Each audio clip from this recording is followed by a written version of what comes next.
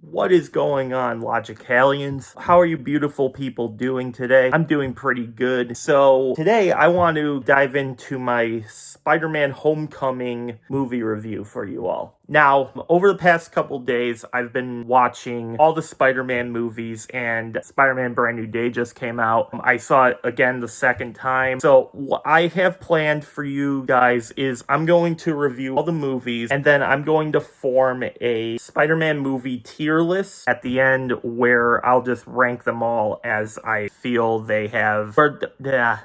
as I feel where they should be ranked while battling against each other. Sound good? All right, let's dive in now.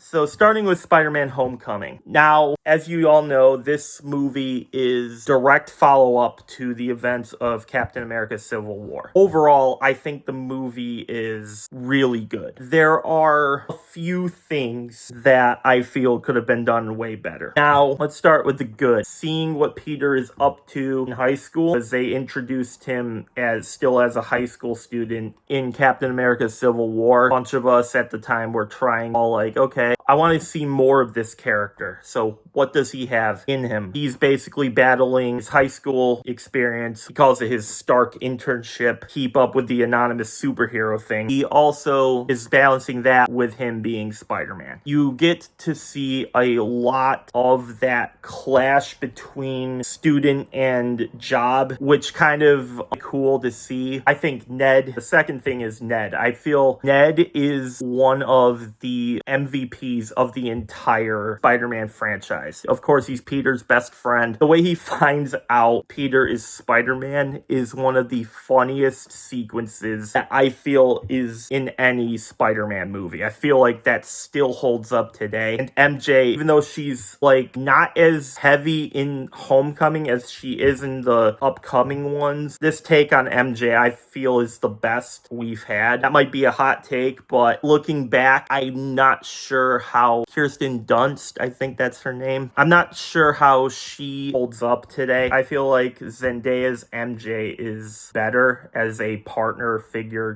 to Spider-Man. She doesn't seem to question him at all, and which is something that I was annoyed by the Toby MJ. I feel like she was just way too bitter in her performance. So I feel like Ned and MJ are like really good characters. Ned also takes over the guy in the chair type thing. Like there's this whole dialogue revolving around that, and it's also really super cool. Now let's move on to the action moments. And this I'm kind of torn on. I feel like, because a lot of them, you get these big action sequences where it is Spider-Man movie, but they're in like weird placements. I feel like the second fight with where they are on the ship in the middle of the film, I feel like that could be like a final battle sequence, and it's really not because it's in the center of it. I feel like the Washington DC scene is iconic. It's one of the best examples of how Spider-Man would work in a real life scenario. Like obviously him being on the Washington Monument, crawling up it, that's not really normal. Like I couldn't do that, or you couldn't go on to the Washington Monument and then just climb up it without like any kind of support to keep you like stable, right? So obviously the cops don't know what's going on. All they know is that there's a distress in the center where all the students are. And one thing that bothers me about this sequence is that they know these students are in danger. So their first like way of fixing it is to like cause more damage to where they are about to fall to their doom. It's like, it kind of bothers me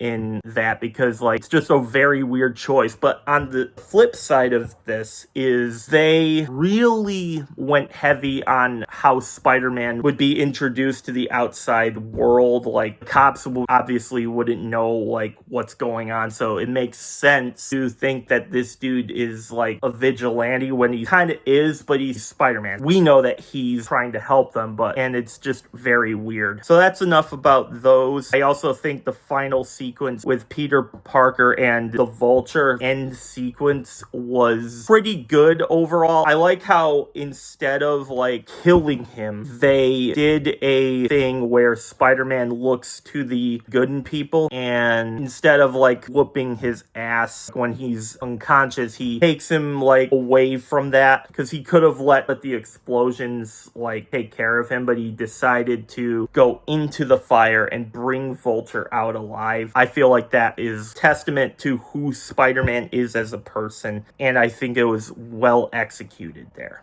All right, and the final thing I have here is Vulture himself. Now, I've been a Spider-Man fan for my whole life, since I was 10 years old when I saw the first movie. And even before that, I read the comics a little bit when I was younger. So I've been a fan of this character my entire life. If there was a hero assigned to me, it would be Spider-Man. That's how much I really love this character. One villain that should have been in Spider-Man 4 but wasn't in Spider-Man up to that point because Spider-Man 4 was canceled, was obviously now Michael Keaton's Vulture. For me, Vulture is the best MCU Spider-Man villain of all of them. Like, in Tom Holland's universe, Vulture specifically is the best villain that Tom Holland's Spider-Man has had. He is so intimidating. The suit he's wearing is so badass. And Michael Keaton being the villain of a story after spending years as Batman in the late 80s and early 90s. It's just such a genius casting because he kind of looks like the character. So you have that sense where in the comics you get someone that looks like him. And so that adds some sort of value for me, even though it's neither here nor there, because there's tons of examples of great villains that look nothing like how they were depicted in the comics. So that's kind of neither here nor there. Vulture to me is just the best thing about this movie because not only is he the main antagonist, also being the father of the love interest is like genius cast storytelling, because like Peter obviously recognizes who he is because saw him without the mask. There was a point where they were going to the dance towards the end of the film, and Michael Keaton just looks at him like, I know this guy, but I don't know this guy because something is going on here where I should know him, but I don't. Eventually, they both figure it out and it just leads into this so huge climactic moment of the film where it is just perfect, like chef's kiss. It was done so well. And then they have the fight, and then the movie ends, right? So now let's move on to the bad. Now, the negatives for this, even though this was years after it came out, obviously, right? I'm just reviewing these because I haven't done it on my YouTube channel. But the Iron Man sequences in this movie still bother me. Not to the extreme like I was at the beginning of it. That doesn't bother me as much because this film was designed to be a successor to Captain America Civil War, and Iron Man was heavily involved with the plot in that movie. He was a reason why Spider-Man is even here in the first place. So all of that mixed into this, it's not to the extremism that other people like throwing out, oh, Iron Man ruins this movie, but did we really need the Iron Man suit catching Spider-Man when the Vulture dropped him? We really need the Iron Man suit catching him and then flying him to shore when he could just web swing. All the other Spider-Man movies, even though he's falling, he's still able to catch himself, still able to transition a drop into a escape somehow. The idea that Iron Man needs to do that, it's a choice, but it's not really a good one for me. I do, however, like the speech that Tony gave him after he was on the ship. It makes sense from Tony's perspective. What if some of these people died? That would have been on your hands. I get Tony's point there. But at the same time, Tony should have trusted Spider-Man to do his job, to do the best for all of them, and nobody got hurt. So it's like, makes the berating sequence from Tony Stark, it doesn't really make too much sense to me. I feel like if you cut like the Iron Man sequences out, that's a nitpick, right? That's not really like a big critique I have, because I don't think it's to the extreme as this next sin that it makes. Okay, this is my biggest thing against this movie, is I get that he's trying to balance life and Spider-Man together. I get that. But I feel like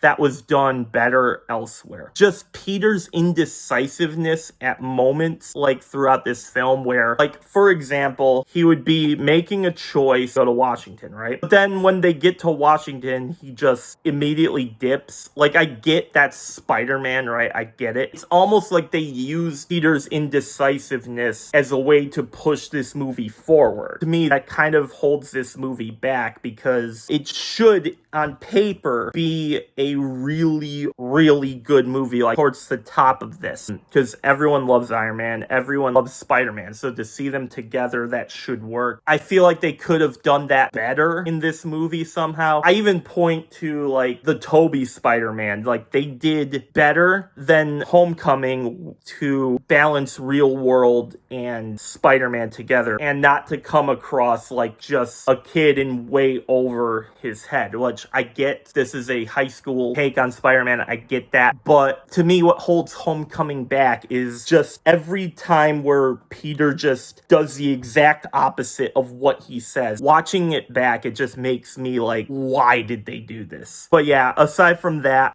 even when I first saw this film, like the love interest in this movie bored me a little bit, because I couldn't tell you why. She always just came across as like arrogant at times, and maybe it's the senior versus sophomore thing where it's the class gap between them, maybe, but I never was a fan of that character either. So even though I feel like her best thing about it is that she's the daughter of the main antagonist, but that only goes so far, because they never have like real one-on-one longer than when he asks her to the dance, and it just, I don't know, like, and even then, like the indecisiveness in Peter, like you're asking her out and then you immediately have to cut and leave it, all that doesn't really make sense. But on the character, I can't tell you why I don't like her, but I don't like this character. I feel like MJ is a better character, and even other like people in the universe that the MCU is doing, I feel like they were better characters than this one. So overall, I like Homecoming. It's one of the better Spider-Man movies out there, but for me, it's a 7 out of 10. It's good, I like it, but it could be way better. All right, that's